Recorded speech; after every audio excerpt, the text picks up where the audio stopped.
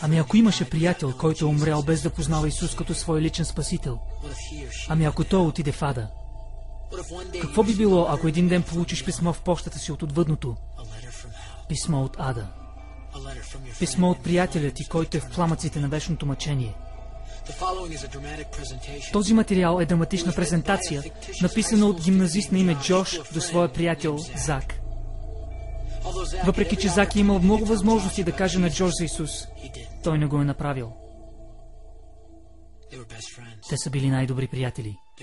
Играли са футбол заедно, ходили са на училище заедно, забавлявали са се заедно, споделяли са живота си заедно. Но е имал едно нещо, което Зак е задържал от Джош. Личното си взаимоотношение с Исус Христос. Останалата част от историята е проста и тъжна. Малко повече бира. Трагично шофиране към дома. Катастрофа. Смърт. Погребение. Писмо.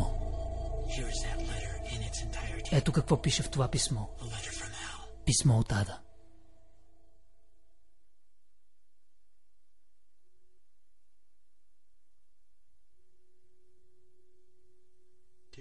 Скъпи Зак, днес умрях. Доста по-различно е, отколкото очаквах. Виж, винаги съм си мислил, че умирайки ще попадна в някакъв мъглив свят. Но това място е кристално ясно. По-реално е дори от живота ми на земята. Мога да мисля, мога да говоря, мога дори да чувствам. Точно след катастрофата почувствах как духа ми напуска тялото. Беше много странно, Зак. Чувах как крещиш името ми. Помислих си, че просто фантазирам. Първо, стоях на една опашка, където май чаках да ме регистрират. Попитаха ме за името ми и започнаха да го търсят в тази книга, която наричат книгата на живот. Явно не го откриха, защото този грамаден ангел, който беше до мен, ме сграбчи за ръката и започна да ме дърпа настрани. Бях ужасен. Нямах никаква представа какво се случваше. Попитах ангела къде ме води. Но той не ми отговори. Така че отново го попитах.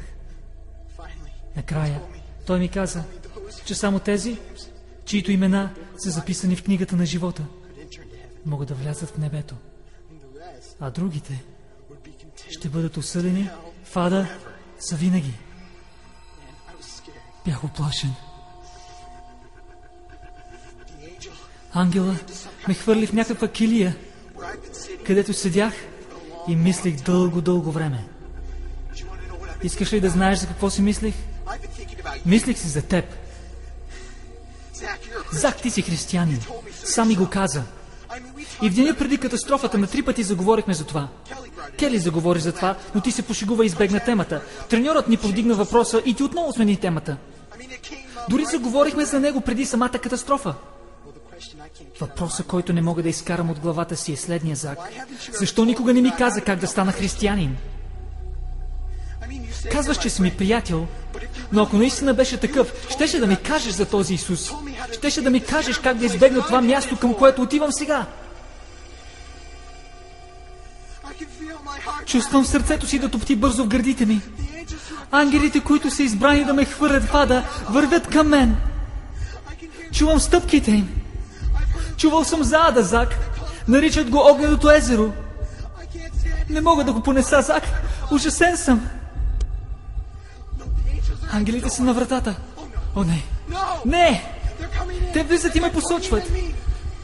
Хващат ме и ме изнасят от стаята. Вече усещам миризмата на горящи души. Виждам ръба на скалата, където гори ада. Това е. Безнадежда съм. Приближаваме се. По-близо. По-близо. Сърцето ми се пръска от страх. Държат ме над пламъците. Падам долу завинаги. Това е. Те ме хвърлиха. Огън. Болка. Ад. Защо, Зак? Защо никога не ми каза за Исус?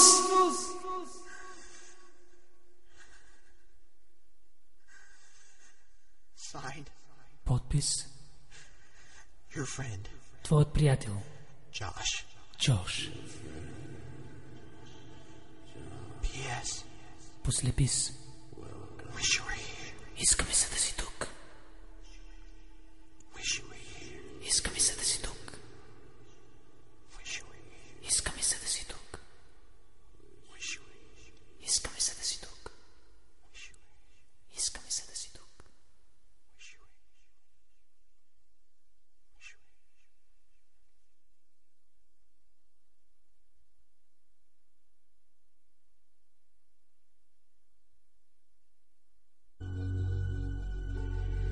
Don't bother Не me. ме притеснявай.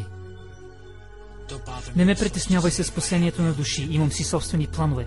Имам да уча, да тренирам спорт, да работя, важни неща, на които да отделям време. Don't bother Не me. ме притеснявай с приятеля ми на работа. Той си има собствена религия. Нямам време да му променям вярванията. Той сам трябва да реши. Не ме притеснявай с малкото момиченце, което играе на улицата. Тя е твърде малка, за да разбере, че може да срещне спасителя си. Не ме притеснявай с звуците, които чувам. Звука на хора, викащи за помощ. Въпреки, че се чуда кои са те, кои са жертвите, които викат. Не ме притеснявай кои са те. Не искам да нося вината.